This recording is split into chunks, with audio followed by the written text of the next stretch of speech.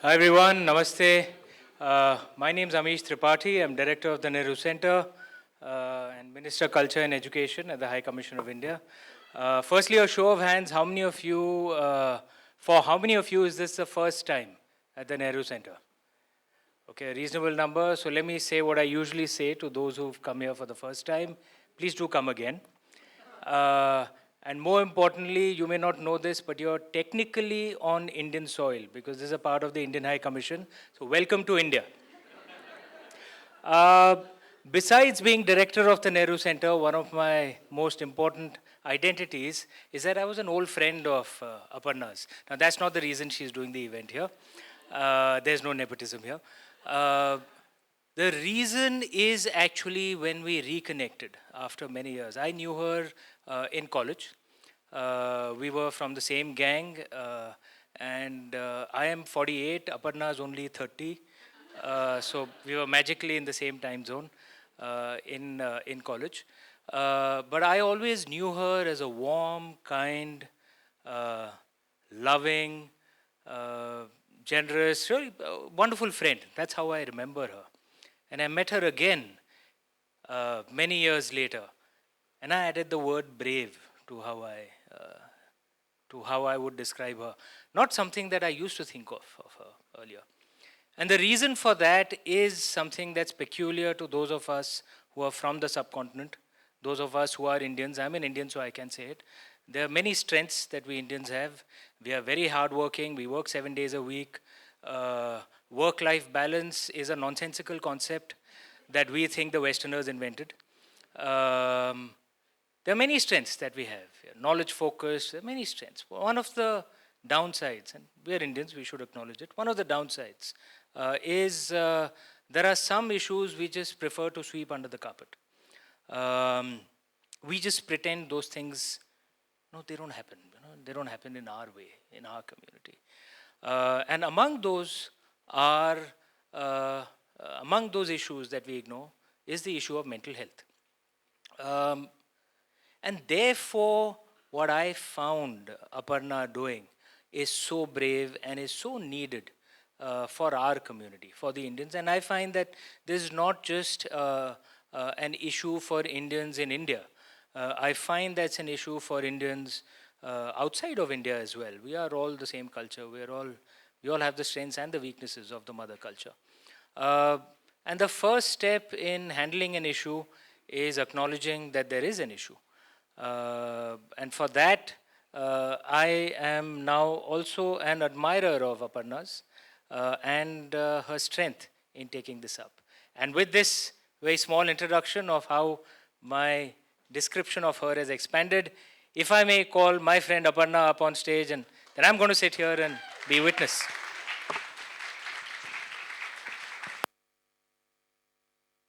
Thank you.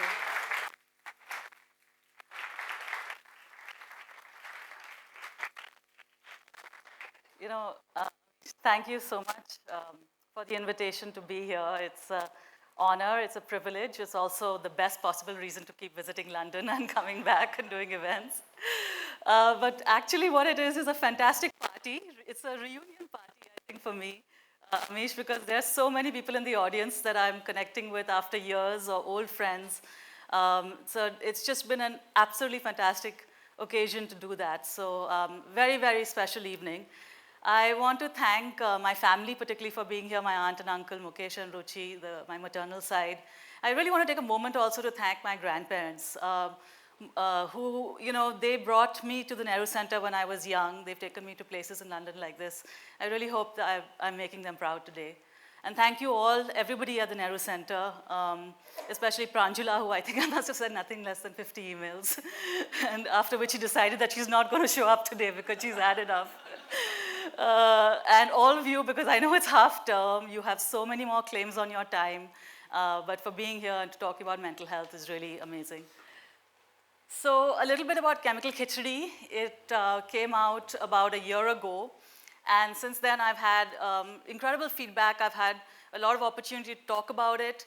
I'm going to share just 2 messages that I got to show you how universal mental health is and mental health conditions are. So one was from a middle-aged entrepreneur in Delaware, in New Jersey. He got the book from a friend, and he wrote back to me these huge emotional emails that I used to write at one point in time, and saying how much the book resonated. And he said, I'm only 20 pages through it, but every page I feel you're telling me my story. And then I get an email from a woman who writes to me in Hindi, and she's from a small town in India, and she says, you know, I read your book with the help of a dictionary because I'm only educated in Marathi and it was difficult for me to read it. But basically, my husband lived with depression and has now finished his service and has retired. But my son, who's in his 30s, also lives with depression, and every day is a terrible day for us. We don't know what we have in store with this every new day. And your book has given us new hope. She said in Hindi कि आपकी किताब ने नई उम्मीद जागी. And I say this not only because they're inspiring stories and for me to feel that it's very heartening, but it's also a hidden message to all the men in the audience. I've done a lot of these talks. I have a lot of women raising the hand. We women tend to think that we have some entitlement over mental health issues, particularly in the sort of patriarchal subcontinent that we live in. So this is an invitation to all the men in the audience to also participate and share their stories, because believe me, I've had, I think some of the most heartrending stories have been from the men that I've heard from. And speaking of invitations, this book is an invitation, okay? It's not a prescription. My wonderful doctor, Dr. Shanahan, is here. If you need a prescription, I would encourage you to go to him. There are many doctors in the audience. It's an invitation for you to think about your mental health journey, okay? And whether we're talking mental health, mental fitness, mental well-being, there are a lot of these different terms that are going about. It's an invitation for you to think about it. Couple more things. Chemical khichdi. What does khichdi mean for those of us who don't know? Basically means a mess up or like a mash up, okay, or a bit of a soup. So it's a playful way of saying that there are chemical imbalances in the brain and we need to kind of learn to deal with them. Khichdi is also something that we eat which is very comforting, like soul food that's really, really good for us when we're unwell, so it's got that double meaning. So that's a little bit about khichdi. And the other thing I'm going to do today, actually, which is different from what I've done in India, is I'm going to talk about thriving with mental health. Okay, in India, I find the situation is unfortunately at such a level that people are still working out the survival stage. And for surviving, what you really need is you need really good medical care, you need your family to support you, you need acceptance, you need really good lifestyle. These are the basics, and unfortunately many of us, and I'm sure there must be some of us here in the audience who are struggling with that also. We will discuss that in the panel with Dr. Shanahan, but today I want to talk a lot about thriving. What does it take to get to the stage where you can talk to a group of friends or strangers and or your colleagues in the workplace and say that I'm living with this, yeah? So this is me. Some of you might recognize this photograph. Is me at Harvard Business School. I thought I was a global citizen. I still do. But this is me with the yellow sunglasses, probably the only one with yellow sunglasses and orange shoes on that very conservative campus. And a little bit hatke, as we say in Hindi, or bindas, i.e. a little chilled, okay, before it all started. And this is me at one of the proudest moments in my life, which was when I returned from business school and I was running my family's furniture business. And we took this company and said, we're going to be the first company to take part in a trade show abroad, which doesn't sound huge, but back then, nearly 20 years ago, it was a big endeavor for us. And again, going back to this whole story of wanting to be a global citizen, having lived in the US, having lived in India, having lived in the UK, really wanting to benchmark myself with the rest of the world. And this is me recently. This is my first book. It's about business and design. Again, exploring areas that were very new for India at that time, still are pretty new, interviewing over 100 CEOs from around the world. It all sounds great, right?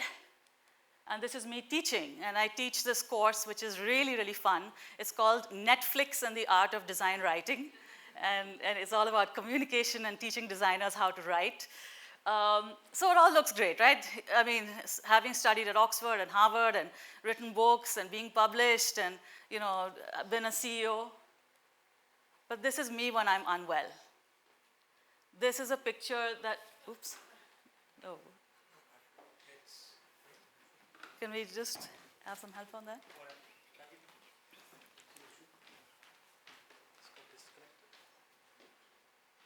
Oh, we had a glitch earlier also. Anyway, while they sort it out. Yeah. So basically, you saw the picture of me looking really dazed and zombie-like, right? That was a picture of me taken in March 2018, the last time I was manic. And for mania, for those who are not familiar with the term, is an extreme mood swing. Now, the first thing I want to know, I'm sure all of you are familiar with bipolar disorder, but we live in a part of the world that is so evolved that everyone thinks they're bipolar, okay? So I don't want you to think at all that just because you have mood swings, just because you're angry one day or frustrated or sad or excessively happy, that you're actually, suffering from bipolarity. Because this is a picture that was taken when I was really, I hadn't slept properly for a couple of weeks. There were screenplays going on inside my head. There were just so many thoughts going on that I was completely oblivious to what was going on in the outside world. I don't think I can remember this picture of me and Radhika, which was taken in Switzerland, being taken. It was because I was just in my own world. And mania manifests itself differently for different people. Oh dear. Can we? Huh? Is it a laptop issue? So mania manifests itself so differently for different people that it's really hard to actually describe it to other people, right? But it's a very, very serious condition. The divorce rate in mania, I think, is something like 30 times the normal rate. Okay, there's a lot of reckless spending, there's substance abuse and addiction. And in my case, there was just lots and lots of writing and being involved in my own world and being completely cut off. Many of you, I think, in the audience who are here might have experienced that. So that is one side of it. And this is a picture of me when I'm really unhappy. Okay, this is taken about, one second, let me just pause for a second and see what we can do. Is there some other laptop we could put this on? No. Huh? They don't? They have any laptops?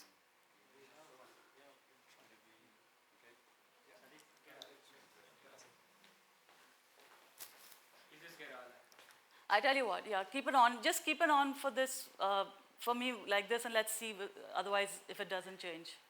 Yeah. Yeah, keep doing that,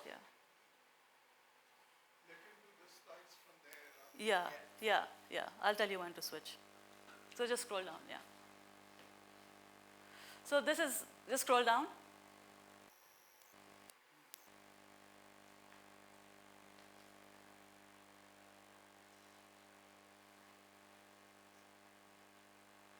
So this was a slide. This was about 10 years ago when I was really, really unhappy. And you can see from this picture that I'm with the kids, but I'm not fully involved with them, right? I'm very quiet and withdrawn. I think it's an important picture of depression because actually what it's trying to say is that we can all function even if we're depressed or dealing with anxiety or depression. It just may not be apparent to everyone. This was actually a year in which I went up to the rooftop of my building and I looked at it and I said, this is only 3 stories high. If I actually choose to jump off here, what's going to happen to me? I'm probably going to end up in a wheelchair, but what I really want to do is end my life, right? And so that was the mindset at that time, but not so apparent to the people around me. So the question is, here I am today as, posing with a bookshelf, with my photo, with my books and saying, waiting for a fashion magazine to come and feature me. So how does this happen, right? How do you go from these 2 extremes of saying, I want to take my life, I think I'm at the center of the universe, I'm going to write this amazing screenplay about oil politics and terrorism and Al Pacino is going to be my new best friend, and do all of that, and then say, I'm fine, I've been in a good place for 5.5 years. I haven't had to go into a doctor's clinic and say, I need help, emergency right now. Can you scroll down? Scroll down. So the heart of my healing really is what I call the mental health Jugalbandi, okay? It's Jugalbandi means two things coming together, and it's really the heart is the East and the West coming. I've had tremendous family support. I've had a lot of allies. I've had immense colleagues, amazing, amazing. But really, this internal conversation that I've had with myself has really been the heart of my healing. So let me just show you a clip. Let's see if we can get it to play of what a Jugalbandi is. Do you think that could play like this, the video? The Jugalbandi is basically two artists coming together, almost like jazz musicians, okay, where they can independently play. You can independently hear a trumpet, you can independently hear a bass, you can independently hear a keyboard. But when they're together and they're playing in an improvised, spontaneous way, they make their own kind of magic and music, right? Which I'm sure all of you would have experienced. Yeah.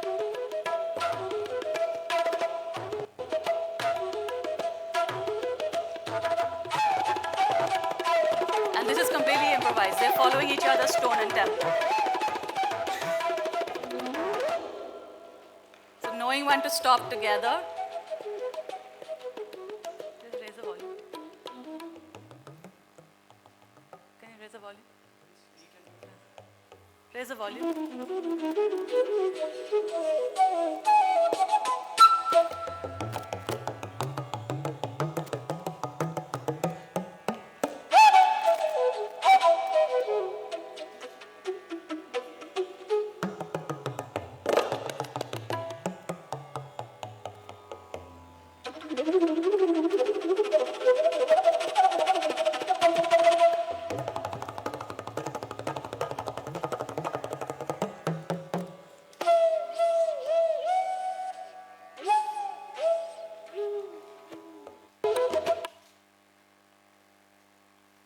Okay, so you got the idea. They're having a conversation between the two of them. And that's the conversation that I really had between my Western psychology and psychiatry and the Eastern philosophy. Who looks wiser? You don't have to answer that question. It's okay. So on the West, in a sense, I was obviously had to get onto drugs. I had to take therapy. I had to seek a medical practitioner. Starting with Dr. Shanahan on the top, who's been my psychiatrist for the last 10 years. Joanne Collins, who's currently my therapist, she's fabulous. She couldn't be here today. And previously, I had a therapist below, whose photo is below her, Sunita. So I've had therapy in India and psychiatry in India. I've had therapy and psychiatry in the UK also. In the middle, actually, was a lady who's got me onto this path of this blended Jugalbandi, because she is actually a therapist, a psychotherapist herself, but she's a very big yoga follower. And so she got me onto the principles of yoga. And on the right, we just see a clutch of individuals, all of whom who follow Eastern philosophy, starting with my uncle who took me on this path, and various other teachers, basically mainly Hindu and Buddhist. The word that really I want you to take away from today is curiosity. I did not go to seek Indian philosophy or Eastern philosophy because I was looking for a way to cure my bipolarity. I went there because I was curious. I was dragged to the doctor's clinic because I had no choice. But I went to my Vedanta classes because I was curious, and we'll talk about that. So this is just a simple framework. How do they come together? Okay? Basically, the Western psychology and psychiatry is all about asking questions in a rigorous yet empathetic way, right? It's a one-on-one conversation between a practitioner and a patient. The Eastern is all about sitting in a group setting and having a conversation with a guru or a teacher, and then all of us listening almost in a kind of classroom setting. It happens in homes now. And when I put them together, it was through this form of journaling.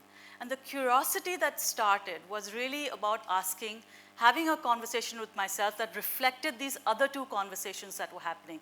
So a conversation between the clinician and me, a conversation with the guru and my cohort, and then a conversation with me through journaling. I've written probably books that are twice the size of Chemical Khichdi through my journaling over the last 10 years. And the question I was really trying to ask, this is very simple. Even, anyone can go home and do this. What is going on with me? Why is it going on? And what can I do about it? Just as simple. What is going on? Why is it going on? What can I do about it? And if you just keep repeatedly asking yourself, it becomes a practice. It's a very reflexive practice. So often I want to warn you also, East and West don't meet. If I go to Dr. Shanahan and say, Dr. Shanahan, I believe in energies, I don't believe in chemical imbalances, he'll be very quick to correct me with that. So in Western therapy, the self is at the center of therapy, right? It's all about you. The therapist is not talking about themselves. They want to understand you. You are at the heart of it. I'm sure you all get that very intuitively. But Eastern philosophy is all about elimination of the ego, right? The ideal in Eastern philosophy is to get rid of the ego, to be selfless, to think about other people. Even when you're looking at being depressed or not being high, it's positioned as saying depression is all about you, right? Your unhappiness, your response to something that is making you fearful or sad or angry. It's all about you. Western philosophy, we all hear this expression, be the best version of yourself. Eastern philosophy is saying, actually, you're good enough right now. You are complete as you are. There's nothing wrong with you. Western philosophy, and the huge difference in terminology itself, right? Attachment is a good thing in the West. Detachment means you're indifferent or unfeeling. But in the East, detachment is a very good thing. Attachment is bondage. We won't go into all of this, but I'm just trying to illustrate that actually there's no reason for these Jugalbandi to happen, because very often you're hearing different things, which is why for most people, they either seek an Eastern route or they seek a Western route. There are not a lot of people who try and put the Eastern and the Western together. And I said in the East also, they're not ready to accept a clinical diagnosis, right? So this is often what happens. But how did I manage to make this work for me, this combination? So first, I think there was a recognition for me that Western psychology and psychiatry was fundamentally trying to tell me that there are chemical imbalances in the brain that are caused by these psychological triggers, and these have to be managed. This is a medical condition. It's looked at through the realm of science, right? You have different ways of treating it. You have drugs, you have talk therapy, you have different ways of looking at it through a very scientific lens. And of course, the therapy room is a safe space. It is rigorous and it is empathetic. It is non-judgmental. It's a place that you can go to. And ultimately, you want to become aware of your thoughts and emotions and how to manage them. That's the goal. The Eastern philosophy is telling me something different, right? It's what I learned from it, and I really want to beg forgiveness for other people who have taught me, because I'm just still a student on this front. Your mind can be your greatest friend and your greatest enemy. It's really up to you. That's the core of something called the Bhagavad Gita, which is the Holy Bible, really, for anybody who's from a Hindu background. Also, as I said, eliminating the ego, and this idea, which is really, really affirming, life-affirming, that your true self is actually peaceful and blissful. And this is not just, drink the Kool-Aid, everyone's feeling, really high on life and saying, I'm peaceful and blissful. This is, me telling you right now that you can be peaceful and blissful, despite all the stresses and anxieties in your life. But just see the bottom. It's also about the same thing. Become aware of thoughts and emotions and how to manage this. And how do you access that? Of course, when you think of Eastern philosophy, all of you will think of yoga, meditation, and that's been part of it. But for me, it's actually been an intellectual route. My spiritual practice is actually not that great. I think my aunt over here will say that she's never seen me in a puja room or visit a temple. So, that's not the way I access a higher power. I access a higher power through music. I access a higher power through meditation, through music. I access a higher power through the study of the texts. And there are different ways to do that. So this is what really worked for me. So my idea is very simple, is I strive to reach Eastern philosophy through Western psychology. For me, an Eastern spiritual practice of yoga and meditation was just not enough. In fact, the first 10 pages of Chemical Khichdi talks about how I was in a yoga ashram, and I had one of the most psychotic attacks I've ever had in my life. My husband literally had to come there and rescue me because I couldn't travel back on my own. So there are lots of times when it can go very wrong.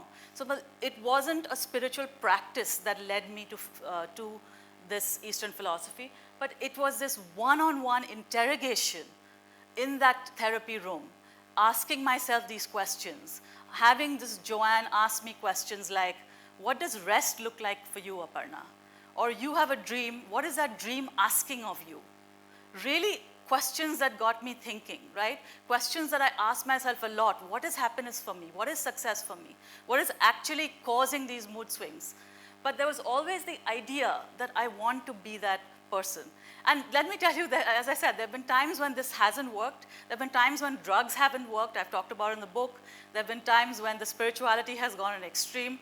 I've had this soul orgasm on Primrose Hill, and it sounds as good as it. If you want to go to Primrose Hill and try that for yourself, I would recommend it. But I ended up in Dr. Chanahan's clinic quite soon after that. So I think there's a lot of times when it can go overboard. So let's apply this to everyday life, right? Difficult relationships, the pursuit of success, and happiness. Anyone over there who doesn't want any one of those? Anyone over there who doesn't want any one of those, right? We all want it, right? We want success, we want happiness, we want good relationships. So relationships. Relationships,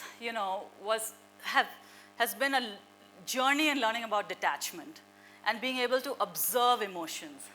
So I had a disastrous session with somebody on writing. And then I had a bust-up with Amit, but I had an amicable recovery, very proud of myself, and follow-up conversations, journal entry in February 2017, saying that I was able to see that I was angry, okay? And I think the simple principle was observe the fluctuations of the mind, do not become them. We'll do a simple exercise, it'll take 1 second. Just put your hand out there. Now you can see your hand. Is this your hand? Yes?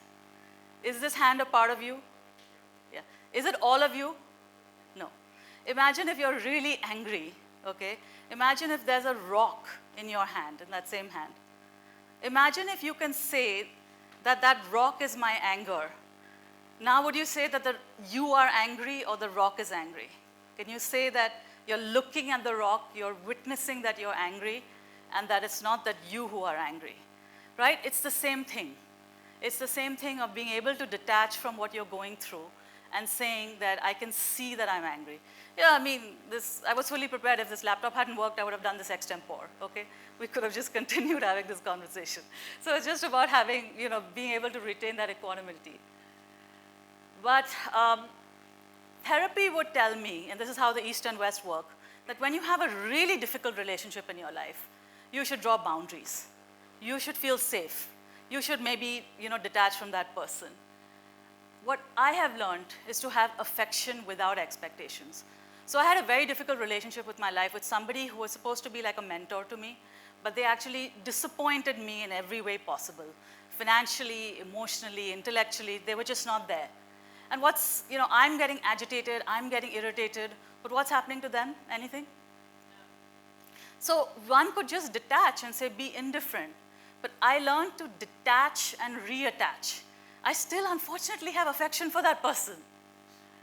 Except now I'm not expecting anything from them. So, because I'm a teacher, I can't leave you without some homework. I want you to either scan this QR code, if you like doing that sort of thing, or just take a screenshot of this picture and look up this video on Tenzin Palmo on love and attachment. Okay, and I don't want to play it here, not because it's long, it's only 3 minutes long, but I want you to watch this in silence for yourself. I have watched this video at least half a dozen times. She is so wise on what love and attachment genuinely mean, because I think this is something that we all really, really struggle with. So it's about saying that, you can have affection without those expectations. Success, okay, I'm not sure you can see it by there. What was making me, 11 years after I graduated from Harvard Business School, the top business school in the world, stand on my terrace and say, I want to jump off when I have 2 beautiful boys under the age of 5. I've got a husband who supports me. I've got the most loving family. What was it? What do you think? Anyone? Just not feeling good enough, not feeling successful. Just going to my reunions and saying, my God, there are people who are earning millions out there. Some of them are sitting in the audience here. I won't name them. And they are doing, so well. And what am I? I'm a stay-at-home mom with this no career and struggling with this mental health and freelancing for some obscure publication, writing obscure stories. What am I even doing with myself? and that can drive you to that stage, right? There's no reason. So I remember writing this in June 2016, not that far ago if you think about it. I felt a nagging sense of insecurity or inadequacy, of not being successful enough, not talented enough, not clever, not clued in, not hardworking, and I'm haunted by the specter of success. And the easiest thing I can say to myself is I'm still not good enough. Okay, so-and-so is doing so much better than me. And I think this is something that we live in all the time because we're constantly making comparisons. We have these comparisons just, sort of universally strangling us, right? So much so that my therapist literally had to tell me, Aparna, you're going to write down on an index card, amongst other things, and they're all there in the book. May I accept and choose myself the way I am because I am good enough. And you are going to look in the mirror every day for 1 year and you are going to say this. So I think it doesn't matter where you come from or what background you are or what your goals are. I think this idea of not being good enough is just so pervasive. And how did I resolve that? Not just the affirmations, yes. But again, I turned to Eastern philosophy and a mix of East and West. I found purpose and I found dharma. Dharma, just in a sort of very amateurish way, you could say, is I found my path. But my yoga teacher told me this one shlok from the Bhagavad Gita, one shlok from that can really change your life. Is better is one's path, even if imperfect, than another's path followed perfectly. Better is death in following one's own path, for another's path brings danger. And I was trying to be something that I thought I wanted to be. I wanted to be CEO of a multi-million dollar, multi-billion dollar company. That's what I believed was happiness. And I've just realized now that I am not successful, I am not happy if I'm successful, but I am successful if I am happy, right? That was a realization for me. And for me, this simple other poem that my teacher in school sent to me was this, purpose is such a big word that we use now. But it was, I think I was told this when I was 12 years old and it's still in my imagination. Dare to be different, dare to stand alone, dare to have a purpose true, dare to make it own. So putting these two together, the idea of purpose, the idea of dharma, the idea of finding your own path, were both very, very powerful motivators for me. And then finally this idea, again from the Gita, success is in the journey, not the destination. Never let the fruits of action be your motive. Try telling an investment banker that. I mean, but would it surprise you to tell you the best investment banker and the most successful investment banker I know doesn't believe in this? Yeah? So I think this is also the core, the core of the Gita. Because at the end of the day, I don't want to be like, citing all of it, but the idea is that, life is a battlefield, and why are we all dealing with the battles in our mind when we're trying to deal with things outside? So if the fruits of the action are not your motive, then what is the motive? Why do they say that? There are many, many interpretations, and so I want to just share mine, which is ultimately, it's about, for me, it was pursuing, the joy of pursuing that journey, right? To be honest, when I'm organizing an event like this, I don't know if 10 people are going to show up or if 100 people are going to show up, okay? I have no idea. But the joy I got of correcting, let's say with John Broadus, who I haven't seen in like 30 years over here, is worth it for me, even if there were 10 people here. If there were 10 people here, we would have done a workshop, And ultimately, the stress of being attached to the outcome is so much. The anxiety of it, you just can't perform, right? Whereas if you're looking in the journey, then it's just not that stressful. And finally, happiness. So, we all go looking for happiness in different places.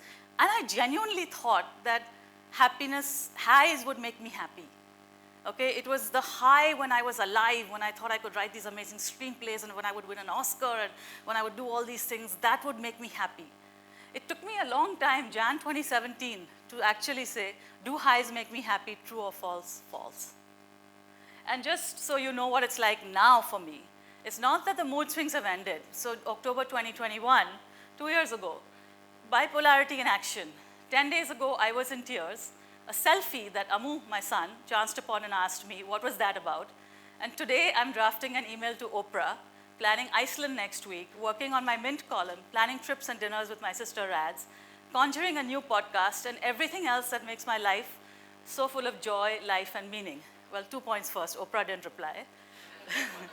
And second point is, anybody else take selfies when they're crying? I do that and I send it to my friends and they immediately feel very sorry for me and reply back. So there's still a lot of swings. There's a lot of swings right now, but I am able to observe them, detach, and still have this conversation with myself, which makes me feel better. So last line, which my Vedanta teacher said, it's difficult to find happiness outside, but it is impossible, it is difficult to find happiness within oneself, but it is impossible to find it anywhere else, right? The self is the source of the happiness that you are seeking. And really, your true nature is actually complete and unbroken. And just another way of putting it, just be happy for no reason. Just imagine kids, who are just happy for no reason. In COVID, we're struggling, and my little son, Agastya, I came into his room and he's on his computer and he's so smiling away. And I asked him, why are you so happy? He said, oh, our teacher didn't have to make us wear school uniform today. That's all it takes sometimes, So the conclusion really is, the Eastern philosophy was trying to match these ideals of saying, I want to be a better person, I want to be more evolved, I want to look for a higher self, which is, I realize my mind can be my enemy and my friend, I want to eliminate the ego, but I'm reaching that through a rigorous interrogation of myself through these techniques, right? It's difficult to reach any of these without that help. So today, much more resolve than before on triggers, relationships, as I said, affection without expectation, success. I like to think I'm dynamic and peaceful. I think the dynamic is a bit of a stretch if you look at me on the yoga mat. But anyway, I try to look at my own yoga mat. And I like to believe that I'm happy right now. That's the state of mind that I aspire to. So last point, please take this away, this one. Accept that vulnerability is your guru. Okay? We have a lot of talk here about vulnerability being a strength, but vulnerability has been my biggest guru. Who from here can tell me what COO stands for? COO. Chief Operating Officer, yes. In India, you know what COO stands for? Child of owner. Because you have so many family businesses there. And when I have been child of owner in the Indian context, you get treated very differently from everyone else. You are really put on a pedestal, everyone's very nice to you. Try, being thrown out of your family business and said, I don't think you can do this job. You better find another profession for yourself. And then that's journalism, where you are at the bottom. You're waiting and waiting for CEOs to give you interviews after 6 months and 9 months and standing for 2 hours and waiting for them to give you their time. It's a hugely humbling experience. Humility, gratitude, detachment, clarity, insight has all happened because of bipolarity. So whatever vulnerability you're dealing with today, anxiety, fears, sadness, grief, it is there to teach you to be a better person if you allow it to be your guru. So lastly, I'm already over time, have courage to conquer that enemy. Mostly have courage to be curious. And I'll just end with a story. I showed you the picture of the exhibition that we did in Germany for a reason, because that was 28. I was so, sort of proud of being a global citizen. Cut to 40, and I'm invited to join Soho House in Mumbai. And Soho House in Mumbai is a beautiful place, but it's an hour away from my house. And they said, come and work here. Now, I would only go there to work if I could spend the whole day there, because it didn't make sense just to travel for a couple of hours. And I was I had so much lack of confidence of even spending a day by myself. I needed that cocoon of the home so much at that time that I would only go there if there was a particular girl who became my friend. And I would ask her, Upasana, are you going there today? Then I'll come and I'll spend the day there. And she was so nourishing. Like, she would never question or say, she would never see it as a sort of burden in any way that I was asking for her company. She'd buy me lunch, we'd have chats. She'd look through the book, she'd been so nourishing. She was really, really there for me. But I can't even imagine that 5 years ago that I was in that situation where I couldn't spend a day by myself out of the house because I did not have enough of that cocoon around me. And today here we are, I'm in London, not just London, at the Indian High Commission, at the Nehru Center. And it's just to say that, look, life can knock the stuffing out of you, but it will give you enough opportunities to resuscitate yourself. So please do take them when they come.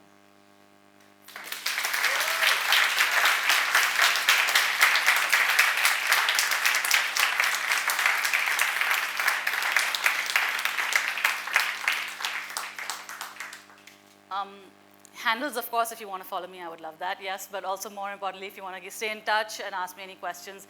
I do reply to everyone actually who gets in touch with me, so if you have any question at all, please feel free. And now I'd like to invite my panelists, Dr. Shanahan and Amrita Kamdar onto the stage. And Tara, can you help us? And Amish, can we do a little photo op thing? Come on, come.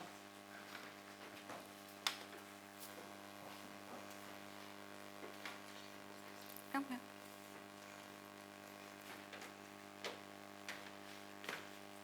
Come, she just give us some books and we just, yeah, take one. Come. No, we'll take a photo. Yeah. Oh, thank you.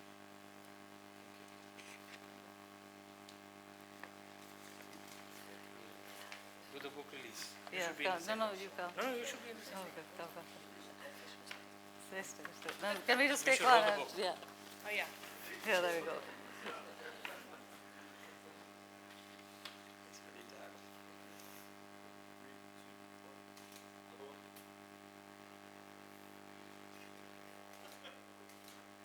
Thank you.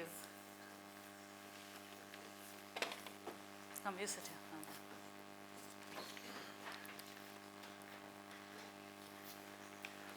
So I'll just briefly introduce my panelists. So Dr. Shanahan has had the pleasure of looking after me for the last 10 years. He still survived, I think. Yeah, and he has got 35 years experience as a clinician. He's one of the top psychiatrists in the country, but more importantly, he's known in popular culture as Stephen Fry psychiatrist. And Namrata is a very, very old friend. And we talk on many, many different things. She's a very experienced marketing professional with 23 years of experience. But Namrata herself had a depressive break and was seeking treatment for that, and has also used that experience to create a brand that now puts emotional and mental well-being, especially for young people, at the heart of it.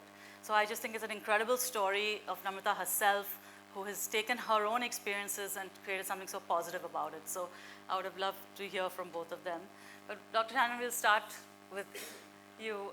It's quite unusual, I think, what we're trying to do today of having a patient and a clinician together talking openly. We often get opportunities for clinicians to speak about their work and for people like me with lived experience to talk about their work, but not together necessarily. So I've asked Dr. Shanahan to give a no-holds-barred account of what it's been like having me for the last 10 years. You got 12 hours. First of all, may I say thank you to the I think you needed to. Is it on? Am I on? Can you hear me? No, I think it's on from the bottom. It's from the bottom. Yeah, there we go. Is that any good? Yeah. Okay. First of all, can I just thank you all for the Indian High Commission for welcoming us all here. And it's a great honor to be here. And I'm absolutely delighted to be with Aparna. I mean, how many of you have written books? And how many of you hoped you might once in your lifetime actually read? Some of you have done. Yeah, we have some book writers. But look, most of us would love to have something published and some little thing out. And here she is, after all, with several publications and this wonderful book. So a real credit.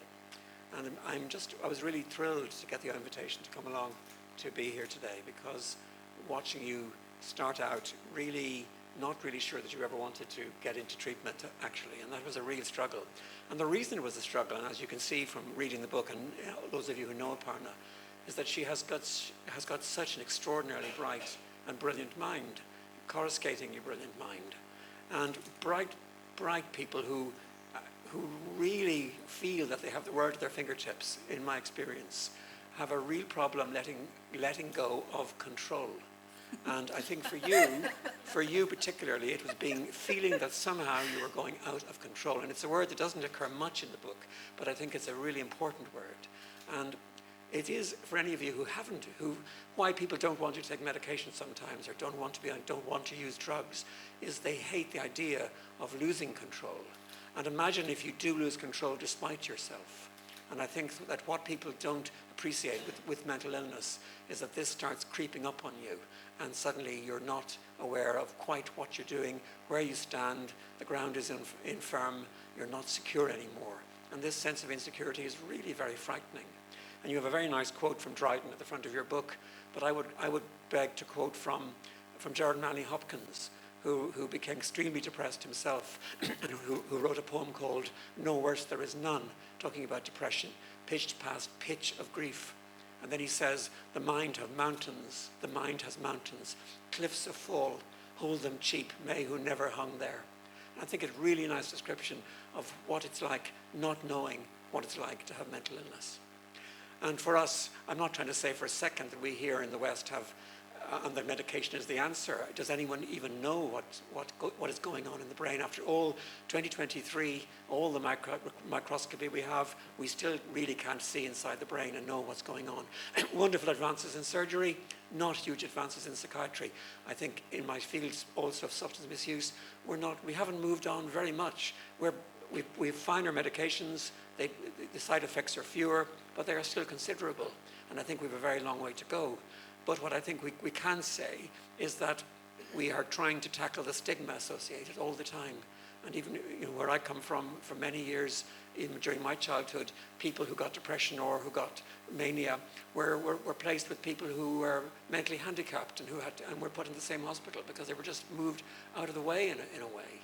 And it really was unpleasant to see. And we had big, huge institutions, and they weren't talked about. And even though they often dominated the whole of a townland, people just ignored them. They were just left there to wither and rot away. And I think in my lifetime, certainly, the acceptance of mental illness, the advances in society of giving people time to get better, time to making reasonable adjustments at work, the Disability and Discrimination Acts that we have, and just I think worldwide. And it's nice to be back in India today here, but I have been. I was teaching in Pune just before the pandemic broke, and the care shown there in the local hospital for people with mental illness was extraordinary. And I think, frankly, it is a worldwide phenomenon that people are getting better and improving their care of people. But Aparna's journey was difficult at the beginning. It was, I don't really believe this, it can't be true, and then suddenly an acceptance of the fact that medication might help, and then it did help, but it didn't help completely.